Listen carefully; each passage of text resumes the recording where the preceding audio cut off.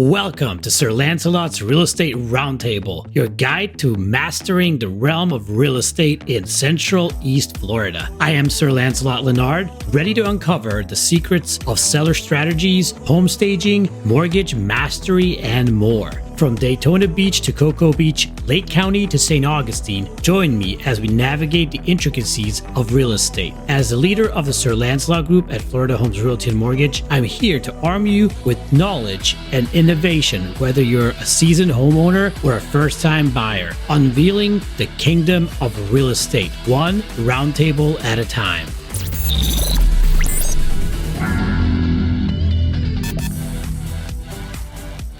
Welcome to another episode of the Real Estate Roundtable. Today, we have a guest who embodies the perfect blend of passion, dedication, and local expertise. Please welcome Lisa Ann Carter, a Central Florida real estate powerhouse whose journey began with her father's legacy as a carpenter. Inspired by his craft, Lisa has made it her mission to help families find their dream homes in the picturesque community of Mount Dora and beyond. With her deep love for the area and her knack for matchmaking people with their perfect properties, Lisa truly is the real estate matchmaker. Get ready to dive into her story, her insights, and her love for helping others create their happily ever afters. Lisa's story begins at her father's workbench, where the art of carpentry first inspired her to see home as more than just a structure. There's uh, there are spaces for living, loving, and thriving. That inspiration set her on a path to becoming a leading expert in Mount Dora's real estate market. Along the way, Lisa has helped countless families discover the charm and uniqueness of Central Florida living. Today, she continues to blend her father's values of craftsmanship with her own passion for service.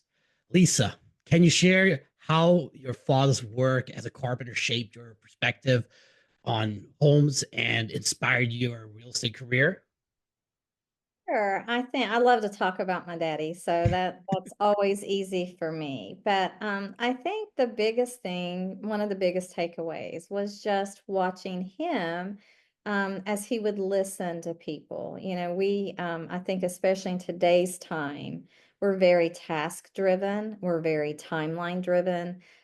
Things are quick, right? Everything's just quick. You want to know something, you just Google it, right? It's right at the tip of your fingers. But when it comes to a home and where you're most likely making the biggest financial transaction of your lifetime, and where you're going to be with your family, whether you plan to have a family or it's just you and a spouse, or just your first home, it's a very important step for you. And so I always felt like he understood that because he would listen and there were things that he would see beyond the task at hand. I had, I've shared before, he had walked into a home and they were doing a garage and carport conversion. They were making it part of the home. And so they had an area, he had a very well-known brick mason, and so they had designed a fireplace. But he saw the homeowner, the wife, had all the little collectibles, she had little things that she collected around her house. And so, his suggestion was to build bookcases on either side or shelves on either side of the fireplace, and he could even enclose them in glass so she could display those and not have to dust as often. So, I mean, it was just little things like that that he would pick up on that, most people are there and they're writing everything down to do the estimate of what the job would cost, but he always tried to anticipate how they would be living there as well. So, as far as what he built, he took great pride in his workmanship. One of the last homes that he built from the ground up was in the early 90s, and it was for a cousin of his. And he just passed away just a few years ago. It's been less than 5 years ago. And a nephew of his inherited the home, and he couldn't wait to tell me of all the positive feedback from the inspector on that home. And when they inspected the roof, inspected the roof, and he said, they just really don't build homes like this anymore. So, that's a source of pride for me, but it is a testament to the fact that he took pride in his workmanship. He wanted his homes to be built to last. Um, but that he also listened. The other aspect is just listening to what the customer, because sometimes they say things and they may not say it that exact way. Like, I need a 4-car garage, let's say.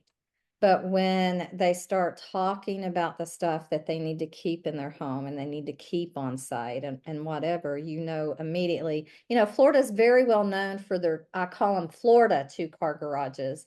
They're 2-car garages, but they're usually pretty tight. So that's why a lot of people never have a car in their garage, because they've got so much stuff. But, you know, he would hear things like that and realize, well, maybe you should be in this community where they have a lot of 3-car garages, or they have the 4-car garages, or whatever. So it's those types of things, I think, that I learned from him, just how to build the relationship and just listen to people and to be proud of the product that you offer to them. That's awesome. I mean, I can hear that you are really proud of your dad. Yeah. Also, he's a really detail-oriented person. A lot Very of the much. times nowadays, builders, they're not building for the people, they're building to make a profit. A lot of them, Well, there's many you see that. corporations Yeah, now, it's and corporate, it's a whole bottom different. line. They have people that they answer to, they have shareholders. So, they're in business to stay in business, and they have people to answer to. Whereas my dad, being a small time, business owner, he answered to the customer, and he just never forgot that. So, so for real estate, I'm not building homes myself from the ground up. But if I'm helping you sell a home, or I'm helping you buy a home, I'm working for you. So I need to listen to what your needs are, and maybe even think ahead and step ahead. So that's why I think consultations are very important. I think in real estate, we a lot of times look at our marketing appointments that we have, our listing appointments, whatever you want to call it. But by the same token, you should spend that same amount of time or more with a buyer. I do buyer consultations. I'm kind of old school. I mean, I keep an old handy notebook around so that I can take notes. I mean, I've embraced all the different technologies that we have, but I actually have a buyer needs analysis that I print out. And so if anything else, it keeps me on track, so that I can, make sure that I get, uh, questions answered, and I've got a good picture of what you're looking for. Recently I worked with buyers, first time buyers, and they were pretty well prepared, financially. She's an accountant, so she was really up on the money situation. She knew what, she wanted and what they could do and budget and that type thing. But and then talking to them about their home, um, he kind of knew things that were important to her. She knew things that were important to him. I mean, they had done a good job, but I had asked them about garage, and they're like, well, 3 cars would be nice, but two will suffice. And so, I asked them some other questions. I asked them things, we have so many of the open floor plans. Well, some people, if they're not used to that, they're like, well, kind of where does this room end and that one begin? It's a different thing for them. Some people do want compartmentalized rooms, like they want a designated formal dining area. They don't want everything just open. So, we talked about those things. But then when we went to look at the first home, they showed up, they had their little notebook ready, to take their notes, and they had brought a tape measure. And when they measured the garage, they realized that for their needs, they really needed a 3-car garage. So that helped us, because the communities that we were looking at, there was one that had newer builds, and a lot of 3 and 4-car garages. So the third homes that we looked at had 3-car garages, and the third home for them, fit the bill. So I almost felt like I should be on HGTV at that point, because, on those shows, you always just look at 3 homes and you choose one. But for them, it helped because we had spent a lot of time in our consultation portion just talking about the home itself. What would you like your home to say for you? And it was important for them to be in a place. It didn't necessarily have to be fenced in, but they wanted to be able to fence in a backyard. They had a little dog that was their baby, so they wanted a place for him to run and play. So there's just a lot of things that you don't want to learn, I guess, on the fly. I know some people operate by the seat of their pants, but you really need to try to capture as much information as you can for a buyer, because why waste your time, their time, a seller's time when they're looking in areas maybe where these homes just aren't, working for them. They won't fit those boxes that they've given you that they would like to check off. So I do think buyer consultations are very, very important.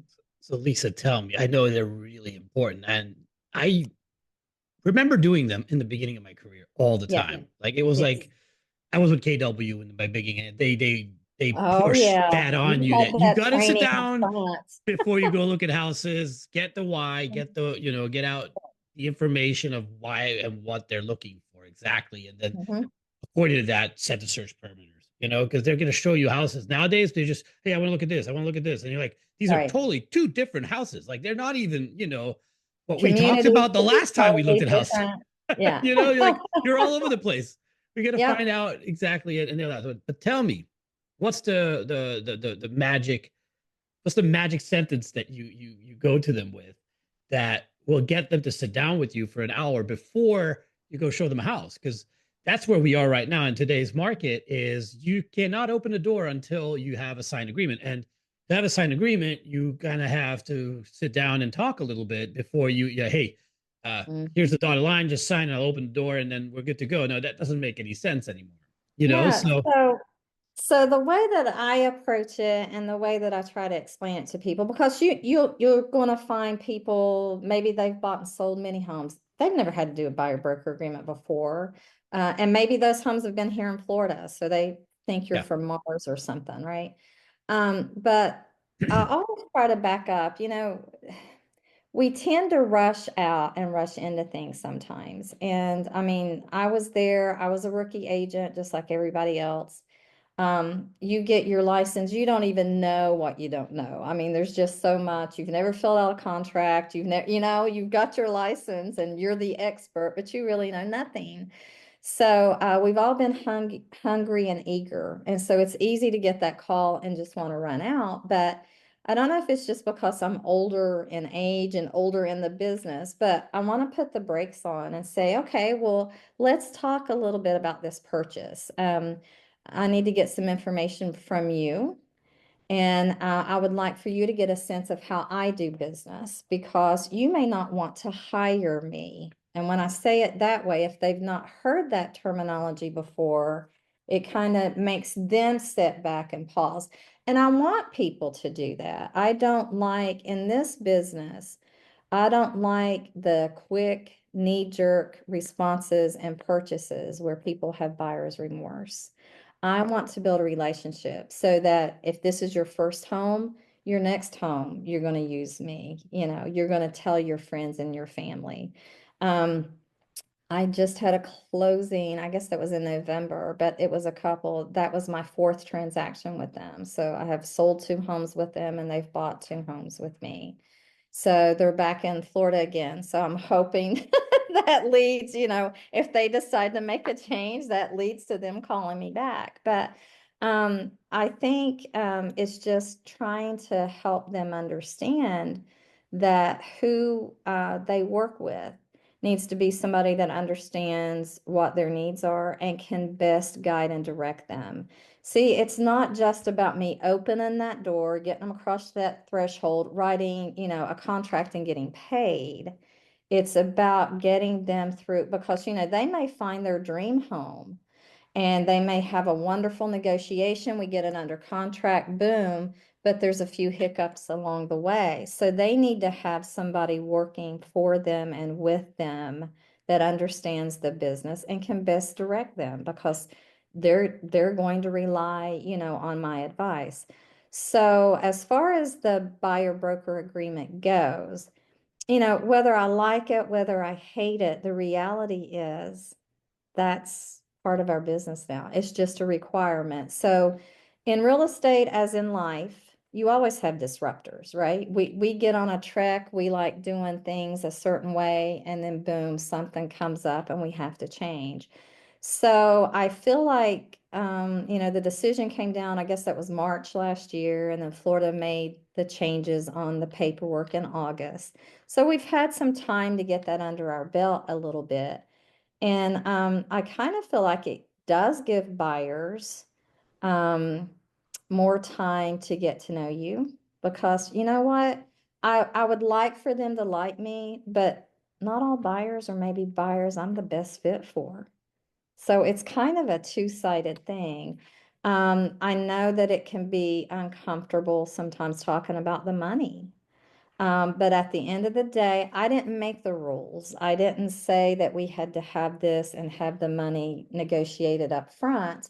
But this is who I am. This is how I do business. This is what you can expect from me.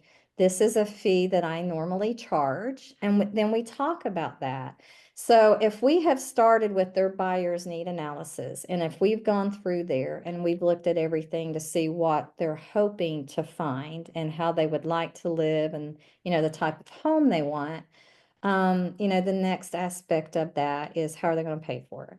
So whether they're doing all cash or whether they're doing, financing, that pre-approval process for them is very beneficial. And again, it doesn't matter if they're a first-time buyer or not, because as you know, we are in not a crisis, but just an upheaval right now with insurance. Homeowners insurance in Florida is all over the place.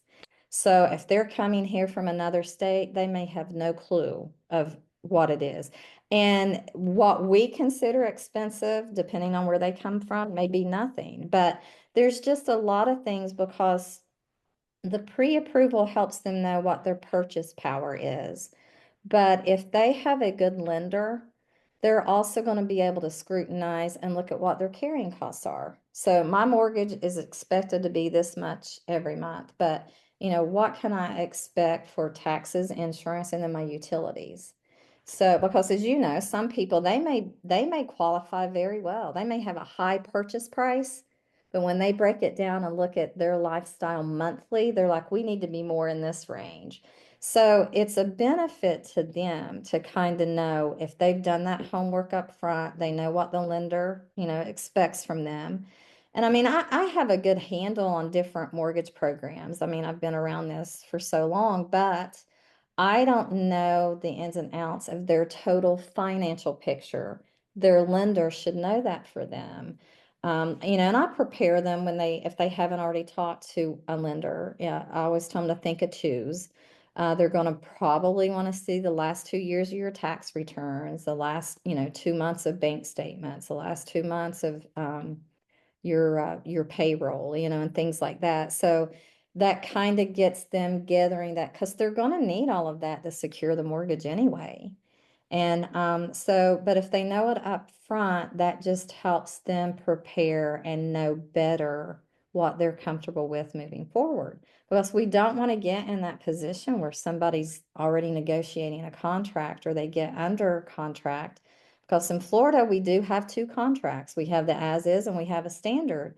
If they're on a standard contract and they just get buyer's remorse, they're stuck. So they need to understand that. And then, and after we talk about all those things and we move into the buyer broker agreement, it's just, if this does not fit what your down payment requirements are to get this mortgage, then we can definitely ask the seller to cover that. And so that kind of, some people are taking, they didn't realize that maybe just in what they've heard, that you could still ask the seller to pay for that. So, it just gives them, to me, it's just another tool. It may not be something that, I mean, I had actually used them before, not exclusively, so I was familiar with them. And I know I've worked with agents that have come to Florida from other states where they were required. And it really was kind of a 50-50. Some liked them because that's how they'd been trained. They'd always use them. Others, hate them. So, but Uh, it doesn't matter if I like it or hate it. At the end of the Part of our day, business now. make the rules, and that's it. That's what we have to do. But hopefully, if nothing else, I just remember a few years ago, and I think when I heard her name, it struck because she was a Carter. But, the sad story of Beverly Carter and what happened to her in Arkansas. We got to be safety first. We got to know who we're meeting at these properties. On the other side of it, even if you're working with the buyer, you're going into a seller's home. And they are trusting that you, as a hired professional, are bringing bona fide buyers in, people qualified and ready to buy their home. So we don't need to just be running people through properties that we really don't know what their motivation is and how serious they are to buy. So it's definitely a relationship, and that's how I approach it. And so, I've had a few people, they're like, well, I've never had to do this before. I know one gentleman had called and, he had said, well, I'll represent myself. So, but we also have the showing agreement. So if, you've got somebody and it's somebody you're willing maybe to work with on a property, but they're not going to work with you exclusively, you can do the showing agreement. And I feel like those aren't talked about as much probably as they should be. And has not been as much training on that for some companies as maybe it should be. I agree with you on that for sure. I mean, showing agreements could be used definitely for instances.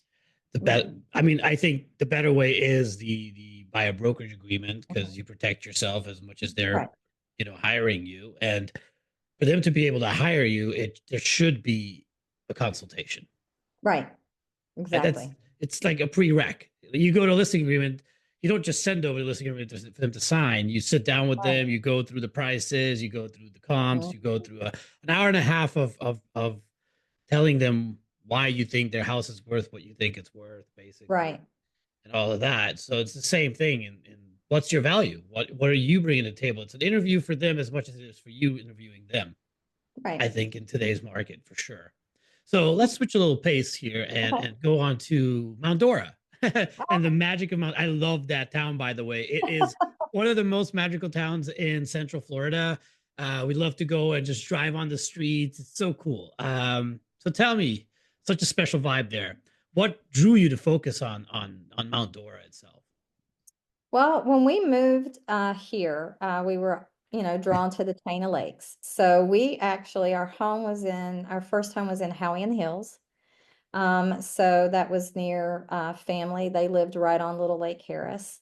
So definitely just the Harris chain itself. We like the aspect of, I guess, lakeside living, if you will.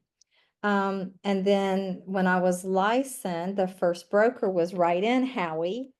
And then we all moved. She was kind of retiring, so we all moved to a broker in Mount Dora, which I love that I had already fell in love with the town.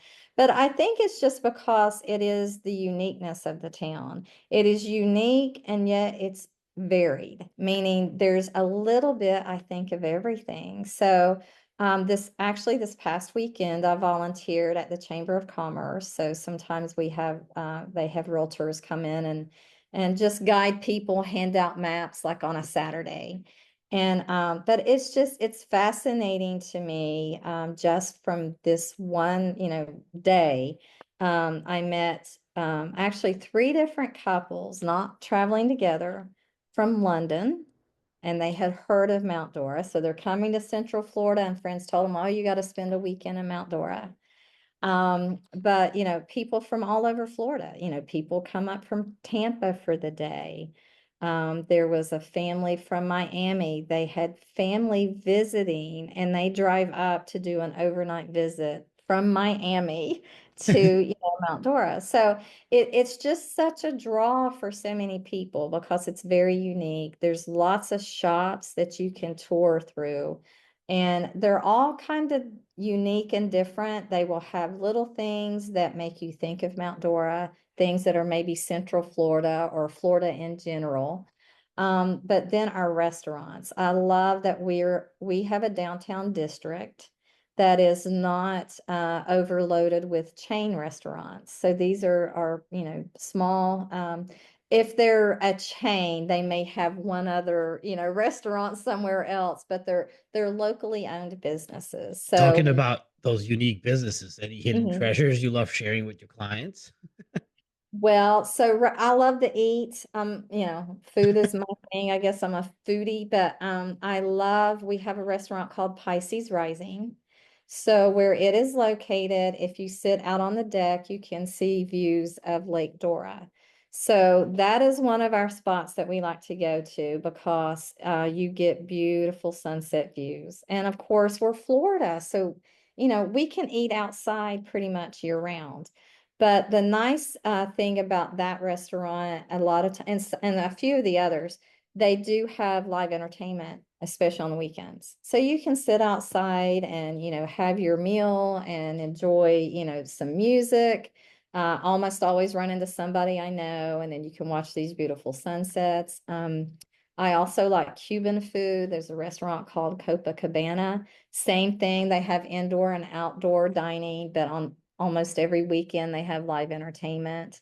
There is another restaurant called the Olive Branch that's Italian, same thing, indoor, outdoor.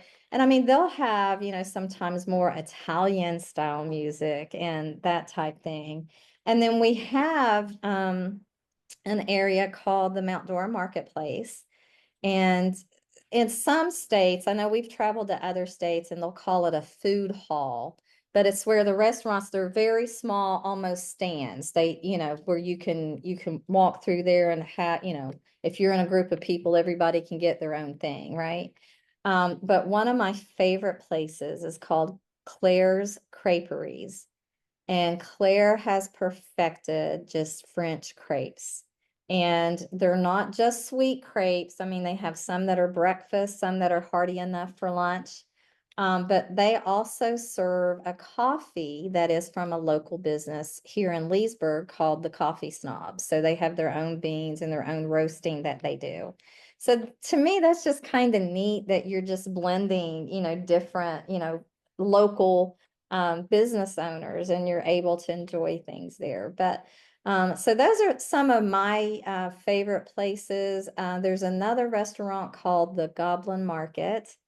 And that one is so hard to just describe because it's just so unique. But it's an older house, if you will. If you've been to Mount Dora, you understand that.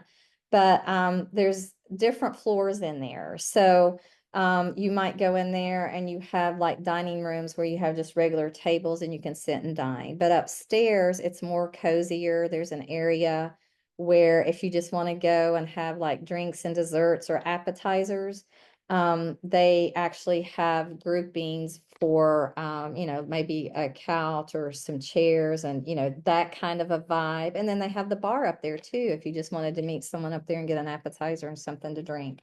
It So, sounds like to me that a weekend is not enough in Mount Dora. You guys oh, got to it's go for a week or not, move there. it's not. And then there's a neat place called the Frog and Monkey. So, I mean, you Okay. got to visit a place with a name like that, you got to go see that, right? But Yeah.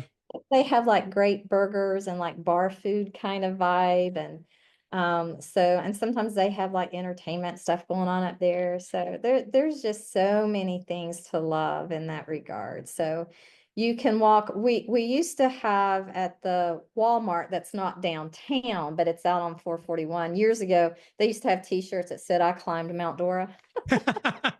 By the way, I everybody, Mount Dora Yeah, is so there's no mountain in Mount Dora. It's basically a hill. That's but pretty much it. it kind of goes, yeah, because I'm from the mountains. I'm from Appalachia. It's definitely not a mountain, but That's mountain for Florida. yeah. But it's and like this time of year, so the Christmas lights are still up. So they're not on through the week right now, but they are on Friday, Saturday, and Sunday nights.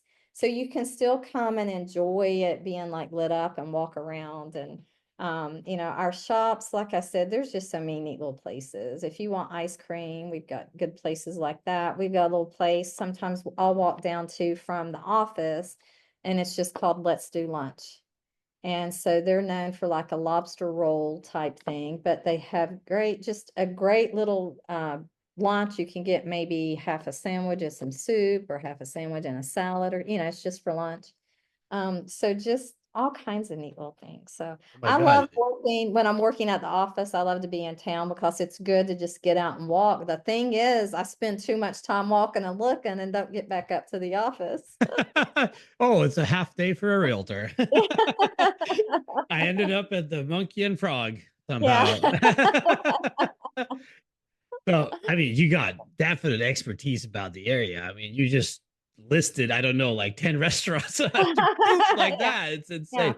That's Yeah. the person you guys want to hire if you want to work in that I area. do Because, Zelle, by the way. No, I'm kidding. yeah. I mean, you're known as a real estate matchmaker. We talked about your approach on helping and finding the perfect home for the buyers. Now, tell me, um, how do you help buyers who might feel overwhelmed or unsure about their decisions? Well, so that, hopefully in the beginning we have set some expectations, but it truly can be overwhelming. So we're in a different market now than we were just a couple years ago, right? I mean, you could barely get something listed before it went pending. So buyers were overwhelmed then because they felt like they were looking forever. By the time they found something, it was already pending. Or if they made an offer, they were already competing, in a multiple offer situation. So now what we're finding, things are on the market a little bit longer. So for buyers one good point is that sometimes they have a few more options to choose from because they're staying on market a little bit longer. They're not always gone in 3 days, but it can still be overwhelming. So one of the questions that I ask when we do the buyer's need analysis is, what would you like your home to say about you and your lifestyle? So that can lead into many people haven't thought about like living downtown, if you will, is a totally different vibe than being like in a community. So just outside of Mount Dora, I mean, it's very, very close, is the Country Club of Mount Dora. So it's a community. There is an HOA, but it's not gated. But you definitely have that community feel, and yet you're so close to everything. So you're kind of like the perfect spot. But if you're 55 and older, we do have the Lakes of Mount Dora, which is it is gated, and it's a 55 and older community. So it's really trying to zero in on what type of lifestyle are they looking for. The other aspect, when you say Mount Dora, you gotta love Central Florida. Part of Mount Dora, the zip code is in Orange County. So we have some communities that are newer construction. If they really want new construction, they can be in those communities, but they may or may not be in Lake County. So that may not mean anything to them. They may not care, but if they're trying to keep their kids in Mount Dora schools, then that's Lake County. If it's Orange County, then they're, zoned for a POPCA. So that is another reason why I think local agents are very important in the process of buying and or selling, is because there's little, caveats to each community and each zip code that someone that's not local may not be aware of. That is so true. Um, and, so we are getting, some new construction. So that does appeal to people, but I am not, we have an expression that we use, you've probably heard that before, is that you can't treat people with commission breath, meaning it can't just be about your payday, right? And so I have no problem putting the brakes on. And and I will tell people now, I mean, I can be a good negotiator. I can be a tough negotiator, but I'm not going to push somebody into something they're not ready for. So what I try to do, if they say, well, I don't know, we're not sure what to do. We think we need to pause. And I'm like, well, that's great. I mean, because if you're not ready, this is a huge transaction to be making if you're not ready. But we will try to figure out what is driving that. And sometimes you might find out something's iffy on a job. Maybe they're going to have to change a position or so. So if I can kind of uncover what is, causing the uncomfortable, or the overwhelming feeling, then is it something that I can help them with, or just something? Maybe we just want to meet at one of the places in Mount Dora one evening and have, or just go for coffee over there. We have some great coffee shops. Or go to Claire's or something, or, have lunch, dinner, or, just coffee, and just say, we need to pause and this is why. And I'm fine with that. But sometimes it's just, maybe it can be, if it's a couple, it could be all of a sudden a difference in opinion. One wants to be downtown, the other one wants to be like in country club, or somebody might want to be just out of town even more, because we still have areas that are rural. So maybe they've decided, we need an acre. I want to Yes. be, It's or we want to be closer to the lake. We'll move our price point if we can be closer to the lake. So it's just basically trying to uncover what that point of pain is, what's causing that. And then we just go from there. So I'm not going to push them through it. It's my job to just guide them through it and just help them. And sometimes it's just I need a 2 week break. Sometimes it's like, we've been looking at so many listings online, we just need a 2 week break. And so one of the things that I do, in our MLS and Stellar MLS, you can set up a portal for them, and add yeah, properties to look at. And so I'll just leave them in there, and I'll just remind them, well, when you're ready, go back and look at those. I can still add some to it if you would like, but if you really want to take, I won't add anything, but the portal's there. Just click on it and look at it at your leisure, because I'm notified when they do click on it. So I know when they're looking again. And I'll just tell them, is it okay if I check back? I'll send you a text in 5 days or 8 days or whatever we decide. But then you got to make sure you do that. You can't definitely. forget Put it in your that. reminders. In the calendar it goes. There you go. I like the idea that you're going to sit down and have a open communication with them Mhm. on maybe even finding out what their reason of, hey, let's take a pause. Because Right, looking at houses, yes, it could get overwhelming, but that's usually not the reason why they want to take a pause. Oh, we looked at 1,000 houses online and we're just tired of mhm, looking at houses. That's usually not the reason. There's, as you right, said, the wife probably wants, a nice place, mhm, and then off the city, and maybe the husband wants to be close to restaurants, or vice versa. It doesn't matter. right, And then they just have to conquer that within them as, okay, what's more important for us, for the right, family, for me and you, etc. What's the kids, if there's kids, if there's pets, and then call the agents like, hey, Lisa, I'm ready, and we decide that we're going to go with downtown, right, whatever, but that takes time for people to process that. right. um let's talk a little bit about, I mean, you 30 years in the business. Let's give some advice to first time buyers. What do you say? What's the most important piece of advice you'd give to someone today in this market, who's a first time buyer for Central Florida? What is that advice? It is to know your budget. Because as you're aware, when you get pre-approved, whenever you're talking about that, the purchase price is just one part of it. You got to know, what can you really do? Where are you comfortable at monthly? So what happens when you have the uh-ohs? And you have to replace $100 part on your car. By the time you pay somebody to replace it, could be $1,000 job. So are you able to carry things? If something breaks down at the house, are you able to carry those things? So um, don't let it be overwhelming and to the point you're just terrified, because when you're living and breathing and living on your own, you're always paying a mortgage. You're either paying your own or you're paying somebody else's. So, if you're rent, you're paying somebody else's. So, but think just, about your budget. The pre-approval process, like I said, can help. If you find an agent first, because I do have local people that I work with. So they are very aware of Lake County and any down payment assistance programs we have.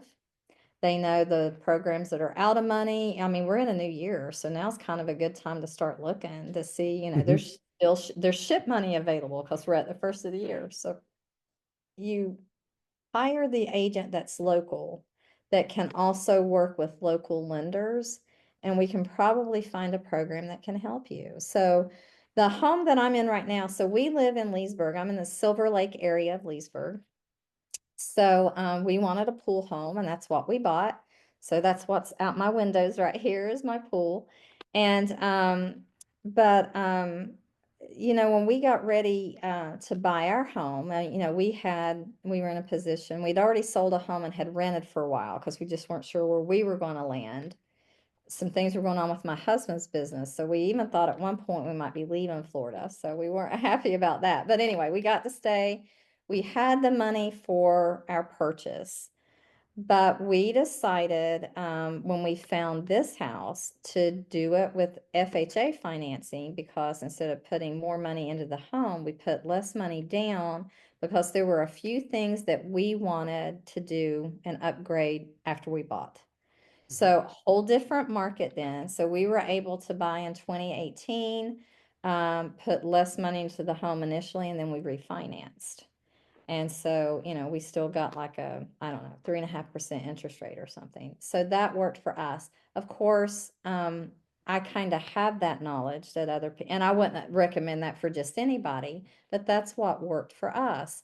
So when someone's using FHA financing, that does not mean first time home buyers. Everybody thinks that's what that means. It's just, as you know, it just pertains to the amount of money they're putting down and how much money the bank is putting into this purchase. So, but if they start with an agent that can work with local lenders, all of these people will work together and help them find what program best matches their needs. So that's really number one. And you might find like if you have a good lender, they're going to tell you, you know, I can pre-approve you at this, this, and this.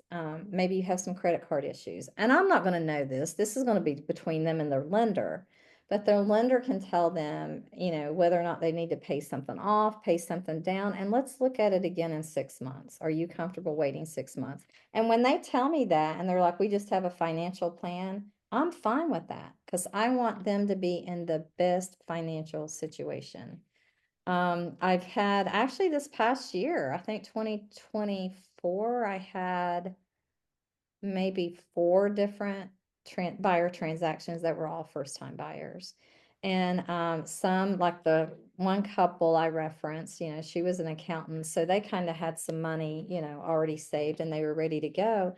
But like something they did, and she just because being an accountant and working with money, she and her partner each moved home. They're living at home for a certain amount of time so they could just save more money. That was just their goal. And so that worked for them. So then when they were ready to purchase, they had good money to go and, you know, they knew their budget. So they had done a lot of their financial homework ahead of time.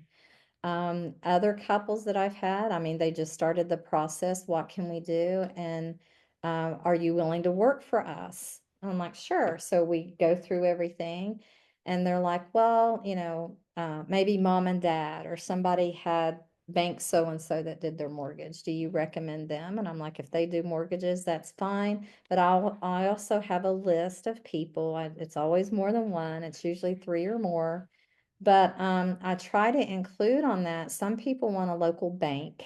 They don't want a mortgage broker. Other people are fine with mortgage brokers. So, you know, I just kind of give them the list and then we talk about the different people. And I tell them, I'm like, you interview the lender you think you want to work with. You don't have to give them like everything up front and have everybody pulling credit, but you call and ask them the questions that you're comfortable with. Well, when you do that and it's a first time buyer, that kind of puts them in the driver's seat. They realize, well, you know, I can hire the agent I want. I can, you know, work with the lender I want. You know, I'm not, because I'm a first time buyer, like the scrapings of the earth. I'm somebody that just needs to have people work with me that can give me good guidance. And so when they're in the driver's seat and they're choosing their people, then they feel like they're just, you know, it's something that they Howard. can, Yeah. you know, it does. Yeah. Yeah. It means a lot to people. So that's why, So And of course we text, right? We're all about technology, but I'm not just a yes, no person. And I'm not just, as time allows, sometimes all you can do is text, but I'm not just going to tell them, call this person, do yeah, this, do that. And it's, again, I'm building a relationship with them. So I probably mother some of my couples too much, but you learn the people that need more guidance, and then the people that just kind of almost want just the yes or no questions, or go here, go there, that kind of thing. But it's relationship building. So for them, I think they should start with their agent and let their agent help them find the mortgage people that best suit their needs. And then so from there, basically, to recap, you're saying budget, and budget not as in the purchase price.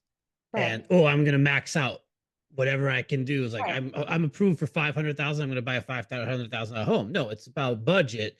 This is my mortgage. This is my monthly coffee cost. This is my monthly car cost. This is my blah blah blah, and this is my money to put aside for rainy days budget.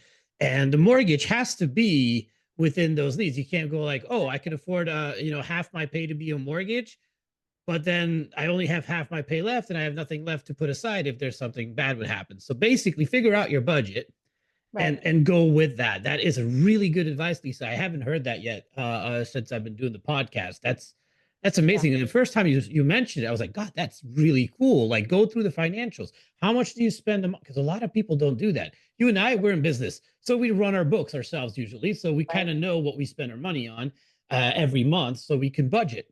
But a Mhm. lot of people don't run that. They're just, oh, I have money on my account. I'm going to go buy myself a Starbucks. And tomorrow, oh, tire went out on the car. I'm going to get new tires. Boom, pull the credit card, whatever. Mhm. Keep going, keep going. And they don't really know what they really spend their money on. Right. That app, Well, and Rocket Pro or whatever that app was that they always show, it comes up on my timeline about Mhm. canceling subscriptions. Oh, you have two HBO subscriptions. It's like a lot of people probably don't even know that, that they're paying And for multiple. sometimes, and for some people, it is a little bit of a process. They clean up a few things, and then I mean, because 6 months can mean a big difference. Oh, So, yeah. Credit score wise um, and everything. Yeah. yeah. So, So, the heart of real estate, mhm. what do you find most rewarding about helping families turn a house into their home? Well, I just think so. I love to do home visits like after a purchase. So if they've been there maybe 3 months, 6 months, whatever the case may be. I love coming in once they're living there and they can show me I've done this and I've done that. So my couples that I had this past year, that is so rewarding. Like I still get texts for them and they're like, we finally painted this or we finally did this or whatever. One couple, I think it might have even been the day of closing or the next day, but they had taken down a wall. And so like I'm getting all of these texts on my phone, it's gone, you know. And so for first time people especially, I love seeing that. But really for anybody, one of my a couple of my favorites. One was in the Country Club of Mount Dora, and one's in the Lakes of Mount Dora. So both of these buyers, and of course it was a different market then, both of them bought sight unseen. They were depending on me, which I videoed while we were there, but I had spent time with them. One couple, they were moving to Mount Dora from South Beach, and it had been a 2 year process because they'd kind of changed a few things and their life had changed. There were different things that went on, but they loved, that was one of the first communities they went in and they loved it. They wanted to be in Country Club of Mount Dora. And so for the other couple, kind of the same thing. We had been all over Lake County. We had been to some different 55 and older communities in Leesburg and Tavares. I mean, we'd been a few places. So it wasn't like it was just the first house. So, but for both of them, so when they get, and that's a little bit unnerving to say, I hope when they get here they like it kind of thing. But, it worked out so well for both of them. And so helping them get here, helping them get moved in, and then stepping away for that little bit of a period until they get it ready for themselves. They were just so proud of themselves and could not wait to have me come back in and see what they had done with it. Isn't that So always a good feeling? Like it just, yeah, so I think that's probably what I just enjoy the most is just building the relationship and having it continue past closing. yeah. See, they're not going to not hear from me after their closing date because I want to know what's going on. Um, and I have a family. They did a new construction. It was in a community, so they were in Oregon. So I was able to help them, here. And so some things have changed since they've been here. So we may be going on market and they may be moving to a different part of Central Florida. But that was, and I felt very honored. I was the first person they called. She's like, if we have to sell, what can we do? So then we talked, about all of those different things. So, but I enjoy the relationship and I just enjoy seeing them fall in love with their home. I have two more quick questions for you, Lisa. Sure. What are your goals for the future and your real estate career? Hmm. And the other one is if you could redefine one aspect of the real estate industry to make it better for clients or agents, what would it be and why? Oh, wow. Those are good questions. Okay. So the future for me, I think probably the near future. I've been licensed all these years. I've never got my broker's license. So I am considering getting my broker's license. So that might be something I do sooner rather than later. I do mentor at our office. So our brokerage offers a mentoring program. So I do like that. And I'm working on kind of perfecting some things with that. So those are probably the first two things, other than just my regular goals of what I do as far as my outreach and place in the community. But I think probably the thing that I would change if I could, I mean, I know that we are regulated. I know that we have requirements for continuing education and that type thing.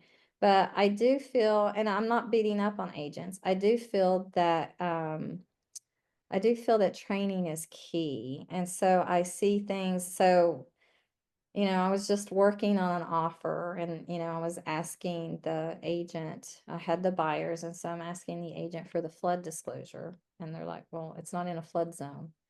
And I'm like, but flood disclosures are required now.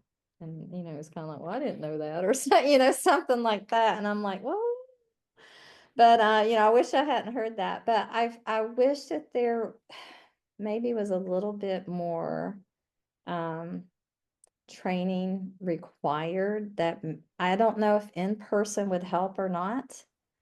But I feel like training is kind of lacking in our industry, especially now because people have to market properties. We're not in the market that we were in before, that you could barely get it listed and you were getting multiple offers. And so, I don't know. I hate to bring up something and not have like a clear suggestion to it, other than make it a requirement. But maybe brokers, I would be almost terrified to be a broker and have agents work under me because I wouldn't know what they were doing. So they may not work like I work. So you can't change that thing. You can't dictate that, but they're going to have, I guess, loose cannons out there, so to speak. But I don't want to make it hard for people to do this business. But I do appreciate people like you that have your own, business, and yet you're inviting me to come onto a platform like this. So I think that we should probably highlight these types of things more, showing that we're not all enemies. We don't all see each other as a competition, that we really do work together. And at the end of the day, we want what's best for our customers, whether we're on the selling side, the buying side, whatever. We want to protect this career and this industry.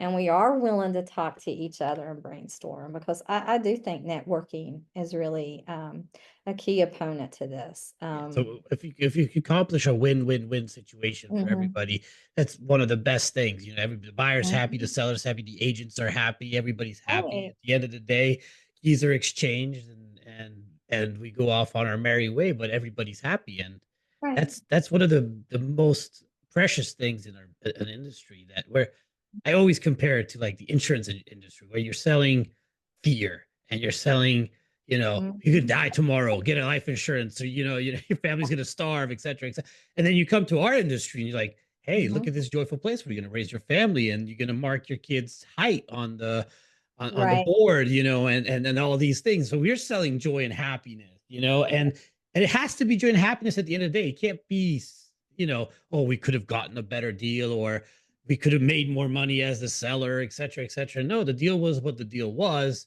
You should, Right. as long as we can make everybody happy, it's like, look at the joyful things about new home ownership, or, Right. stuff like that. That's what I think is a key thing. But we're actually listening to you on this. Well, most of the time, at a closing, I like to have a gift or card, something for the other agent, whether I'm Yeah. the listing agent or the buyer's agent, because Oh, that is we nice. are, at the end of the day, we're transaction brokers. Unless you have single agency in place, so we protect that transaction. And I feel like if we all realize that, I'm a small time business owner, even though I work for ERA Grizzard, Yeah. it's my name and reputation that's out there. And so I want to brand myself as being someone that's easy to approach and that my colleagues like to work with, because it's not just, that we haggle and we beat each other up. But, in some ways, our job like on value, numbers don't lie. Value's either there or it's not. You're not insulting anybody. You're not, we're professionals. We have to work, through these things. So I feel like if we have that mutual respect, it's so much easier to work these transactions for the people that we're representing, because you and I have that respect in there and we understand the business and we're there to see that everybody succeeds. And if our transaction falls apart, I want what's best for you and your sellers, or you and your buyers, whoever you're working with. So, and then sometimes I've had them where we've gone through a round of negotiations and everything falls apart. And then a week or so later it comes back and then everybody, gets together. And those are the things that you want to see in this industry. It's not a dog eat dog world. I mean, we all, for the most part, do like each other. I think training can be enhanced a little bit, but I think at the end of the day, I think we do pretty good here in Central Florida. I think, as you're saying, negotiations in a transaction, that is for the transaction. We're doing the best for a client, like the other agent. It should be, all the emotion should be taken out of that. That's why people hire us. Because if you send a buyer and a seller to negotiate with each other, it would be, sometimes it could end up in a fist fight, probably. But that's why they have professionals like yourself and Mhm. myself to deal with that, because we take emotion out of it. We're supposed to take emotion out of it. I know not every agent is like Mhm. that, but you're supposed to take that out of it, and don't listen to your ego, but try to get the best deal for your client. And that's, Right. and that's also with education to the client as well. It's like, yes, this house is 500,000. Your budget is 400,000. We're not going to get $100,000 off, Exactly. because here are the comps and here's the reason why it's 500,000. They listed at 525. We might be able to get 25 off Right.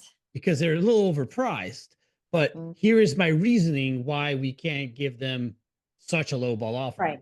And that's where, people should come in and get educated as well. Is like, your agent is the local expert. They're the Right. ones that know the prices and why the prices should be what they are, you know, and you should listen to them. That's what we do. Amen, brother. You had just spoke to my heart, because that's what, in mentoring, I try to tell, young agents, meaning young to the business, um, we're not paid to be emotional. I mean, it's not our home. It's not, the check that we're writing out. They're paying us well to represent and broker this deal. So we're not the emotional ones. And sometimes, and don't get me wrong, you get frustrated. You could just almost choke somebody sometimes. I mean, we're human. We have those human Yeah. emotions. But so what I do, I love the draft on an email, because buddy, you can type that thing and then just walk away and then come back an Come hour back later. and rewrite it. morning and then read it and say, because I feel like How many so much. times did I do that in my Oh, career? I know. Oh my God. I was ready to let loose the cannon and then like, Yeah, stop. yeah, It's hammer time, go dance or listen to some yes. music Oh and then yeah, come I back love and then music. Yes. rewrite that. But yeah, because and that's the thing about all the texting and all the emailing, sometimes I think things get lost. So, if you can do that and kind of get yourself, in the right place, and then you can talk to the person and you can send stuff out and you've not made it more hostile and emotional than it should be. I mean, it, we a are the lot of these professionals. sorry, but a lot of these emails and text messages, you're reading it in the mindset you're in. Same Right. to the other side. So if they're in a bad mood and a grouchy or angry mindset, they're reading it like you're yelling at them for some Mhm. reason. So you got Yes. to be careful with text messages and emails. A lot of times a phone call is much better because they can hear the tone of your voice, Hmm. which I am just asking for more information. I'm not trying to do something that because I've had these back and forth text messages with some people that didn't want to pick up their phone. So I had to text them and they're reading it like they're angry with me, and I could see it coming through the text message like, oh my God, she would never use that word if this would be Hmm. a verbal communication, Right. but it's coming through and I'm like, there's the tonation in that, now you Yeah. can feel that they're hammering down on you for some reason. And I'm like, I was just innocently telling you. I had this a lot of times because I was like, if you're going to back out and walk away right now, you're going to forfeit your escrow deposit, et cetera, et cetera. Are you Exactly. threatening me? That's the text back. I'm No. like, no, No. I am just telling you what's going to What happen, you could happen. Yeah. what could happen if this and Mhm. this if this and this uh you know happens the way you're trying to do it. And I get that all the time. I don't know if you do, because they're Oh not picking no, up their I phones because they're do. mad or angry or whatever they are, because there's or frustrated because the situation's not panning out exactly the way they wanted it to. And then we're there, the punching bags. Well, I had that actually last week, and Yeah. that was with an agent, and basically just to keep numbers simple, if we're talking, let's say $100,000, you're Yeah. bringing me an offer for $100,000, and your pre-approvals at 70%, let's say. Okay, so offer received. So I'm looking at the 70%. So, 70% of 100,000, 70,000. So I look at your pre-approval, and your pre-approvals for 65. Well, that Now, can't, so help me understand where we at. And I was just like, she's like, I've never been asked this before, and I think you're nitpicking. And so, so if and it's somebody that you never worked with, yeah, they should bring you a full pre-approval. But let's right. say you and me do 4 or 5 deals in the last 2 years, so you know who I am, you know how I present my offers, et cetera, et cetera. Mhm. You'll be like, okay, I know this is 65 to 100 and it's supposed to be 70 to 100, but I know you, Lancelot, you probably wouldn't Yeah. write this offer up if he wouldn't be qualified for it, Yeah. Just you know? clean it up for me, because the Yeah, seller, and I exactly. had sellers that were going to catch it, and that was the first thing they were going to ask. So That's an extra round for us in the other yeah, pen, like, okay, yeah, this is because we play the game in three pens. If you're doing the game, right, basically you do it with the other agent, you do it with your right. client, and then you're trying to conquer the seller on the other agent's side as well. Mhm. So That's you right. have three battlefields basically going on. Yes. It's a rough word, battlefield. Let's say three Uh-huh. negotiations going off at the But same time, basically. she was, and then the other thing was like, and so, but whatever the cash to close is, we want to see the pre-approval for the remaining, because Balance. Yeah. it's got to be 100%, whatever you're Yeah. bringing us, whether it's part cash, part, finance, whatever. I don't care. A gift from mom and dad, it doesn't matter. We got to. And she's like, I've just never been asked this before. But then later she apologized, which I followed it up, with an email. And I had the email ready, but I just softened it up, and, I just kept saying, I'm very sorry if you felt, offended, or didn't understand where we were coming from. But, I tried to send the softest, loveliest email I could. And then later, she did say it a couple days later. She's like, I'm sorry, I kind of got offended and just got worked up over that. So, I was glad Take the because it's emotion like, out somehow. we're not even under contract yet. So what are we gonna do? But anyway. Yeah. Well, Lisa, thank you for sharing your incredible journey and giving us a glimpse into the heart of Mount Dora's real estate scene, and I think nightlife, day life, restaurants, and everything else in there. Your passion, rooted in your father's legacy and your dedication to helping families create their future is truly inspiring. To our Thank listeners, if you're looking for a real estate expert who blends local knowledge with heartfelt service, Lisa Ann Carter is your go-to. Make sure to check out her website at www.lisaanncarter.com and you. follow her on social media for more tips, updates, and inspiration. Thank you for tuning into the Real Estate Roundtable. Don't forget to subscribe, share, and leave us a review to keep these great stories coming. Until the next time, happy home hunting. Bye, everybody. Bye-bye.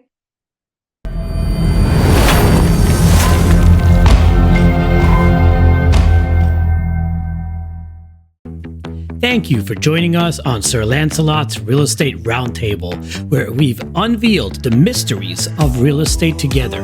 Remember, in this kingdom of possibilities, every dream home is just a discussion away. I can help your real estate dreams come true. Just call me at 786-449-7518. Until our next roundtable, may your ventures be prosperous and your homes be filled with love and joy. Farewell, fellow knights of real estate.